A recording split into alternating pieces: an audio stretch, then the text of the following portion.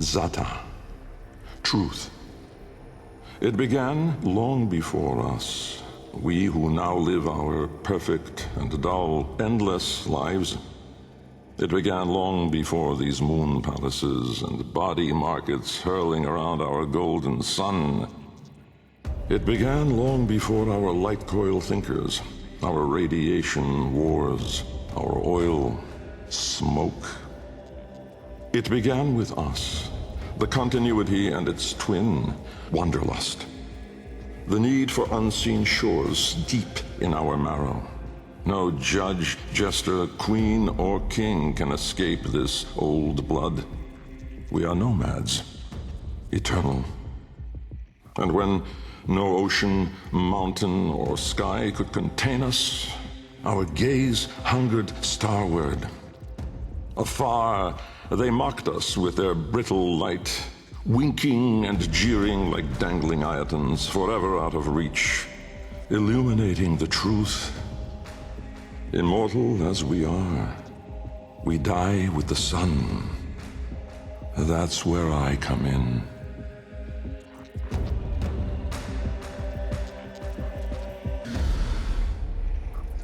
Jahu, form.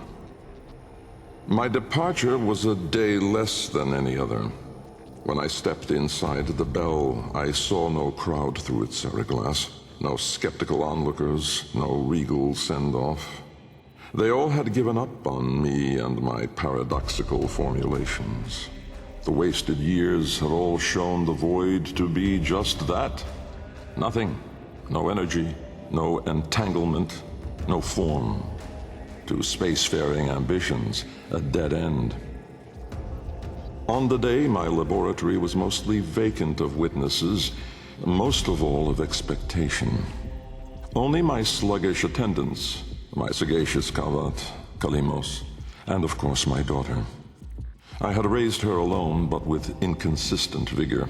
In those eyes, her mother's, I did see a terrible reflection of a man that did not exist.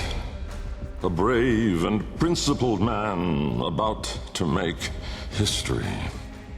In truth, he was a void himself, an outcast, a joke, a nothing.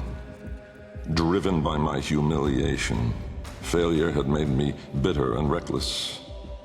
I would dive into the depths myself to prove them all wrong. I gave the signal. My daughter grasped the lever. Kalemos then belted out a desperate, rasping growl. But it was too late.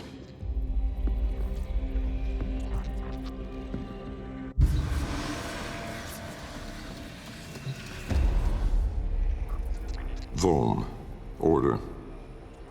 The calipers yawed open the wall between worlds, stretching there a black trapezoidal gap. A door, a mouth. It yawned in the light of the room, splintering it to mesmerizing, unearthly hues. And I, inside the bell, dropping obliquely toward it from my gallows. Mass and time rippled as a sudden vortex jawed before me. My head was vapor, my feet lodestone. The bell around me flexed like a rat paralyzed in a winding, gulping snake. I faltered in the awe of it, stumbling against the seriglass, and with that shifted the bell's path through the wall. It grazed the caliper membrane, the edge of the door. No worldly edge was as thin, as sharp as could split even light. As the bell faintly grazed it, the seriglass was all at once rendered like strips of flesh by Dax's blade. My enclosure was beheaded in an instant, but still, I fell, sideways, into the void.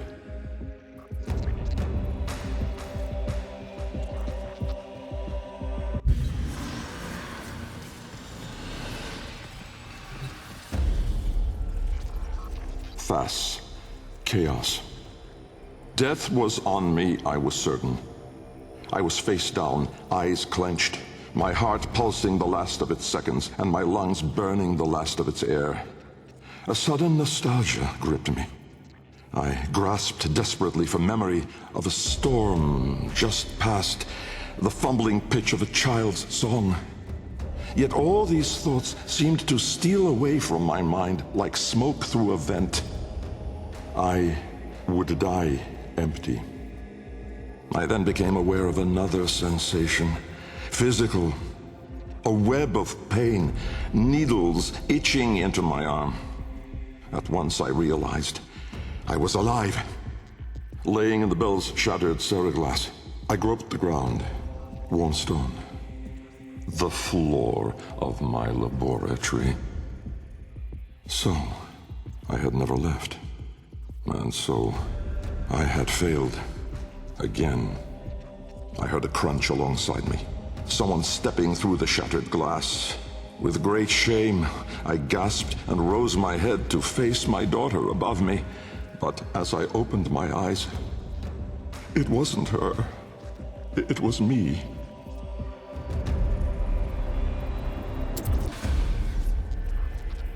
Riss. Light. The senselessness of it. The paradoxic, the vague, untimed form. I was alone, but not. For I stood there confronted by myself. A twin, but no brother. A reflection, but with dimension. Behind him, no horizon, but a vast broiling sea of caustic light pierced at random by black-pinned stars. And closer, around me, a gale of flowing vapor, profane in color, billowing relentlessly into the nascent lack, seeking all directions. I was standing on a precipice of familiar stone, jagged and unanchored as though cleaved directly from the very floor of my laboratory. I wondered at the vapor's path, smoking outward more, leaving behind now the walls, the filigree gold, the rare cuts of marble from my home. I knew at once the vapor's source. I turned away, back toward the wall, the trapezoid I had yawed into it. Vapor erupted inward at the gap, but not just from there. For as I rolled my eyes back, I saw the same. A great steam of scintillation smoking out from my skull. Dumb in awe, I faced toward my chimerical twin. He spoke.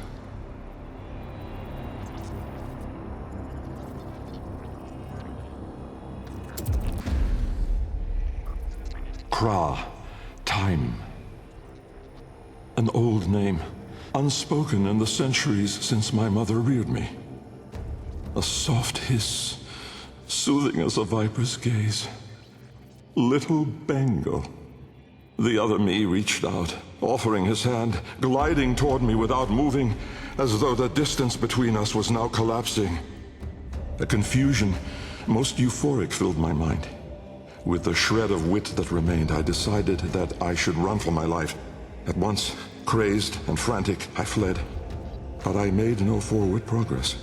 Instead, the world compressed ever more around me, as though I were an anchor pulling the shore to reach. When I arrived at the door, or rather, the door arrived at me, I howled, hurling myself inside, out. And then and there I was, lost and unlost, howling on the floor in harmony with my wretched Kalimos, lacerated in flesh and heart, scattered as the bell glass, spilling blood and stomach on the cold stone floor. But I sensed the other there, at the wall's breach behind me, reaching still. I screamed, but my voice was gone. Forever. I looked, but my eyes would never see again. I swept my fist across the floor, snatching broken shards, and in gripping tightly, I filled my hands with ink. Close it, I wrote.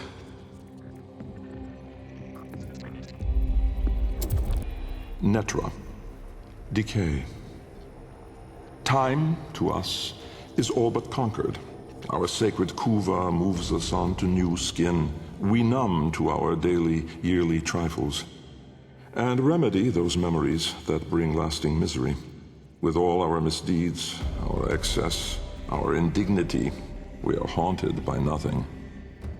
But not for me, for with each passing day, there grew within a tumorous idea.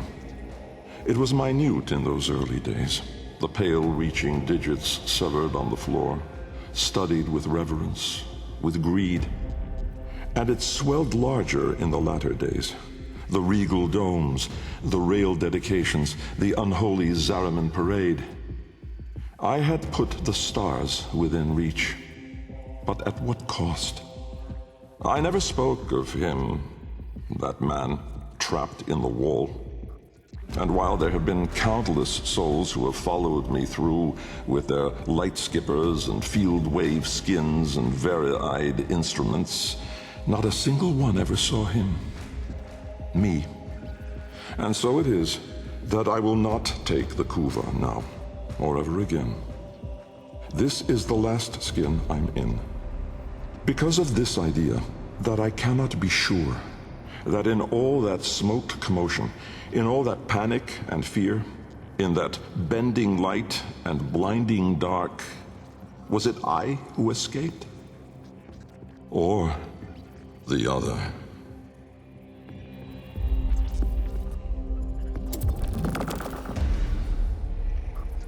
Lok, void. From brooding gulfs are we beheld by that which bears no name. Its heralds are the stars it fells, the sky and earth aflame. Corporeal laws are unwrit as suns and love retreat. To cosmic madness, laws submit, though stalwart minds entreat. In luminous space, blackened stars they gaze, accuse, deny. Roiling, moaning, this realm of ours in madness lost shall die. Carrion hordes trill their profane accord with eldritch plans. To cosmic forms from tangent planes, we end as we began.